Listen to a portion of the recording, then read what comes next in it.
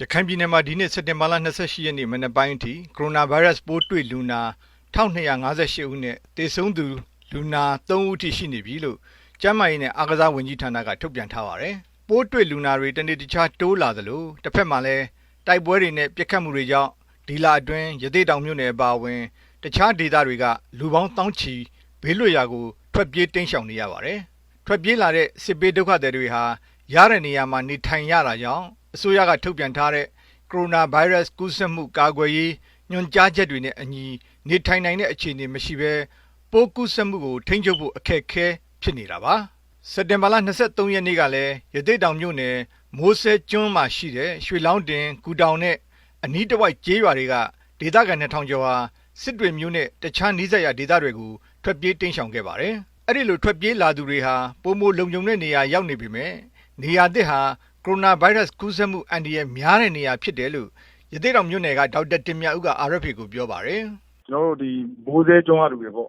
့မိုးစဲကျွန်းကလူတွေကဟိုနေ့တိကျခတ်ကြတဲ့အချိန်မှာစစ်တွေပဲပြေးကြတယ်လေစစ်တွေပဲပြေးကြတယ်မှာစစ်တွေမျိုးကတည်းကအတိုင်းပဲကိုဗစ်အဖြစ်အများဆုံးဒေသအဲ့နေရာတွေကလည်းအဲ့လုံခြုံဆုံးဖြစ်နေတဲ့အဲ့ဘက်ကိုပြေးကြတဲ့အချိန်မှာဟိုကူးစက်နိုင်ခြေဝင်လန်းကအများများသွားပြီပေါ့သူတို့ stay home ကာလကိုသူတို့ချိုးပေါက်လိုက်ရတယ်လေအဲ့ဒီမှာသူတို့ပြန်လာတဲ့အချိန်မှာအဲ့ယောဂပုံမောတွေပြန်ပါလာနိုင်ပေါ့တို့ရသေ့တောင်မြို့နယ်ထဲမှာကျွန်တော်ထိန်းချုပ်ထားတဲ့တိုင်းတာတစ်ခုထိန်းထားနိုင်ကြတယ်ဘောလို့ဆိုတော့အဲ့ဒါကနေလည်းပြည့်စည်သွားနိုင်တယ်ပေါ့စိုးရိမ်ကြတော့ကောင်းတာပဲလေကျွန်တော်တို့ဝင်လာတယ်ဆိုရင်သူတို့အထက်မှာ asymptomatic တွေပါလာမယ်တချို့ဒီ symptom တွေပေါ်လာတဲ့လူတွေရှိရင်ရှိလာနိုင်မယ်ဥပမာအနံ့မရတာတော့ဖျားတာတော့အဲ့ဒါတွေပေါ်လာနိုင်တယ်ပေါ့ထွက်ပြေးပြီးပြန်ရောက်လာတဲ့လူတွေကြားထဲမှာအဲ့ဒါကတစ်စင်း local transmission အရင်ပြန်သွားရင်အရင်စိုးရိမ်ကြကောင်းတော့ရသေ့တောင်ကနေထွက်ပြေးလာရသူအများစုဟာစစ်တွေမျိုးကတောပိတရာမကျောင်းစစ်ဘေးဒုက္ခသည်စခန်းနဲ့နီးစပ်ရာဆွေမျိုးတွေရဲ့အိမ်မှာခိုလုံနေကြပါတယ်ရသေ့တောင်မြို့နယ်ရွှေလောင်းတင်ကျေးရွာကနေစစ်တွေကိုရောက်လာတဲ့ဦးငိမ့်ချမ်းကတော့ကိုရိုနာဗိုင်းရပ်စ်တဲ့ကြီးစံကိုပိုကြောက်ရတယ်လို့ပြောပါတယ်စစ်တွေမျိုးပေါ်ထောက်ပါကဒီမှာလာနေကြီးနဲ့ပြစ်တယ်ရွာကိုလာနေငယ်တွေနဲ့ပြစ်တယ်ကမ်းပေါ်ကိုစစ်သားတွေကတားလာတယ်ဆိုတော့ကြောက်တော့အကုန်လုံးထောက်ပြကြတာပါကိုဗစ်ကယောဂဖြစ်မှသိချင်သူမှသိမယ်မသိချင်မသိဘူးယောဂအဖေကနေတယ်လာနေကြီးနဲ့ကြာရင်အကုန်လုံးပြီးပြီအဲ့ကိုဗစ်ကလာနေကြီးကိုပို့လို့ကြားလို့စစ်တွေလာခေါ်လာကြတောက်ဆိုရှင်နာကိုကျွန်တော်တို့ပြိမပေးသူတွေကိုဒုက္ခမြောက်စီအောင်အတိုင်းနဲ့ဆိုလုပ်ပြီးစီရှင်တွေပါသူပါတာသူလာနေခင်ရဖြစ်ချက်လို့ဖြစ်က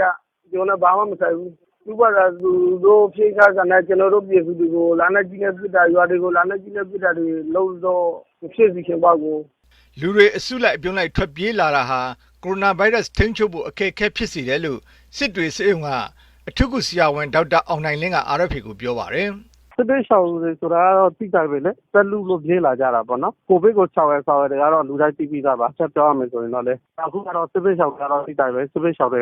တက်လူပဲပြေးလာကြတယ်ဆဲဟတုံးဆိုတာလေအိမ်ကိုပြစ်ထားခဲ့ပြီးဒုက္ခသည်စခန်းမှာစုကြုံပြီးတော့လူအစုလိုက်ကြုံလိုက်ပေါ့နော်ဘုံကြီးเจ้าမှာရောက်နေကြတယ်ဥပမာဒီသူတို့တက်ခေါ်အမေစာတင်เจ้าဘုံကြီးเจ้าတွေမှာတက်ခေါ်နေရတော့သူတို့တက်မတ်ဆက်ကိုဒီလက်စစ်ဖို့ဆဲဟတုံးအိမ်မှာနေဖို့ဆိုတဲ့ဒီတာခွေတာစီးနေလိုက်တယ်ကိုသူတို့ကလုံးနိုင်စရာအကြောင်းမရှိတော့ဘူးပေါ့နော်အဲ့ဒါမျိုးကတော့တားကြီးကိုအဲ့လေများပါတယ်ပေါ့နော်ဒီတယောက်များသူတို့တက်မှာစုဆက်ခံရပြီဆိုရင်ဆက်ပြီးတော့တန်းစီပြီးတော့လူတွေအစုလိုက်ကြုံလိုက်တွေ့ဖို့အခြေအနေမျိုးတွေဖန်တီးသွားတာပေါ့နော်တက်နိုင်ဆုံးတော့ဗျာကိုဗစ်ကာလမှာတော့ဒီလိုမျိုးတိုက်ပွဲတွေဖြစ်နေတာကတော့ကျွန်တော်တို့ရဲ့ကိုဗစ်ထိန်းချုပ်ရေးမှာအများကြီးနှောင့်နှေးစေတာပေါ့နော်ဒေါက်တာအောင်နိုင်လင်းဟာရခိုင်မှာကိုရိုနာဗိုင်းရပ်စ်ကူးစက်မှုကိုထိန်းချုပ်ဖို့အတွက်မိမိဆန္ဒအလျောက်စစ်တွေစေုံကိုပြောင်းရွှေ့တာဝန်ထမ်းဆောင်လာသူဖြစ်ပါတယ်ရခိုင်ဒေသမှာကိုရိုနာဗိုင်းရပ်စ်ထိန်းချုပ်ရေးလုပ်ငန်းတွေမှာပါဝင်ဆောင်ရွက်နေတဲ့ရခိုင်လူသားချင်းစာနာထောက်ထားမှုဆိုင်ရာညှိနှိုင်းဆောင်ရွက်ရေးအဖွဲ့ AHCD အတွင်းရေးမှူးဦးစောထွန်းကတော့အခက်အခဲကြီးနှစ်ခုနဲ့ရင်ဆိုင်နေရတယ်လို့ပြောပါတယ်ကျွန်တော်တို့ကအိမ်ပေါက်နဲ့ထားကောက်တယ်လို့ပဲပေါ့နော်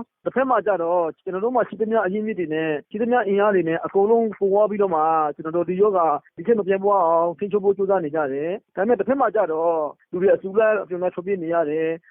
်ကောင်းမစားကောင်းမအေးရဘာကောက်ပီစီမလည်းမရှိဘာချက်ပဲဘူးသူတို့မှလည်းသူတို့အနေနဲ့တရင်ရှင်းလိုက်ရရှိပါမှမရှိဘူးအဲ့လိုဖြစ်နေတာပေါ့ဒီတိုက်ပွဲတွေကြားထဲမှာတခြားလူတွေနဲ့အထူးတကောပြင်းလို့ရင်းနဲ့မင်းထိုင်နဲ့ရှိနေနိုင်တဲ့အချိန်တွေမှာရှိတယ်ဒီယောဂကုသမြန်မှုမျိုးနဲ့ဆိုရင်လူဝေးတွေအကုန်လုံးကိုကုသတင်နေတော့နိုင်မယ့်အခြေအနေရှိတယ်ရခိုင်ပြည်နယ်အစိုးရအဖွဲ့ပြောခွင့်ရသူစီမံသားရေးဝန်ကြီးဦးဝင်းမြင့်ကလည်းတိုက်ပွဲမဖြစ်ဖို့လိုအပ်တယ်လို့ပြောပါတယ်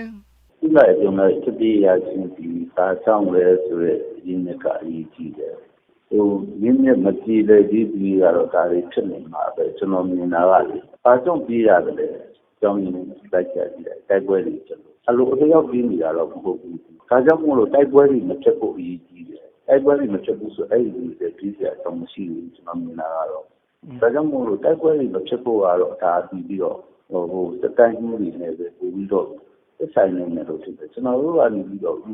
စတိုင်းမှုတွေကိုလည်းကျွန်တော်တို့အမေးပြီးလို့မရဘူး ရခိုင်ပြည်နယ်အစိုးရအနေနဲ့ထွက်ပြေးလာတဲ့သူတွေကိုထောက်ပံ့မှုတွေပေးသွားမှာဖြစ်ပြီးကိုရိုနာဗိုင်းရပ်စ်ပိုးကူးစက်မခံရဖို့မပြန့်ပွားဖို့ကိုလည်းအတတ်နိုင်ဆုံးလှုံ့ဆော်သွားမယ်လို့ပြောပါတယ်။ AA အဖွဲ့ဟာလုံခြုံရေးယူနေတဲ့တပ်မတော်ရေရင်တွေကိုတိုက်ခိုက်နေတာတွေကြောင့်ပြန်လည်တိုက်ခိုက်နေတာဖြစ်ပြီးရခိုင်ဒေသမှာအပြစ်ရချင်ပေမဲ့လက်တွေမဖြစ်နိုင်ဘူးလို့တပ်မတော်သတင်းမှန်ပြန်ကြားရေးအဖွဲ့ပြောရေးဆိုခွင့်ရှိသူဗိုလ်ချုပ်စောမင်းထွန်းကပြောပါတယ်။ကပ်ဘေးကာလအတွင်းတိုက်ပွဲတွေရပ်တန့်ဖို့ကိုပြည်သူတွေအရက်ဖက်အဖွဲ့အစည်းတွေနဲ့နိုင်ငံတကာအဖွဲ့အစည်းတွေဟာတောင်းဆိုနေတာနဲ့ပတ်သက်လို့ရခိုင်တပ်တော် AA ပြောခွင့်ရသူခိုင်တုခကတော့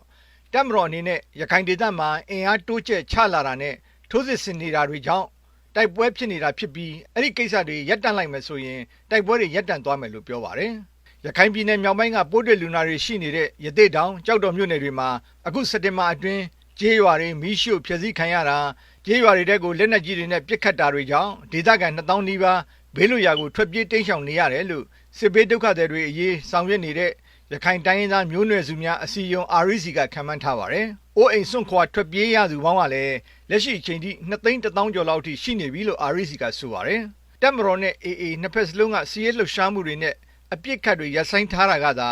ဒေသခံတွေထွက်ပြေးရတာနဲ့ပိုးကူးစက်တဲ့အန်ဒီရဲကိုတားဆီးနိုင်တဲ့အကောင်းဆုံးနည်းလမ်းဖြစ်တယ်လို့ဒေသခံတွေကသုံးသပ်ပြောဆိုနေကြပါတယ်ခင်ဗျာ။